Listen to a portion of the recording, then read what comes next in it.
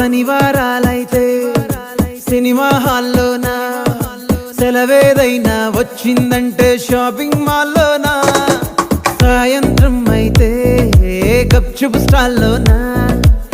తెలవారే good morning waiting తప్పేనా, కలిసి తిరిగిన పార్కులు ఎన్ని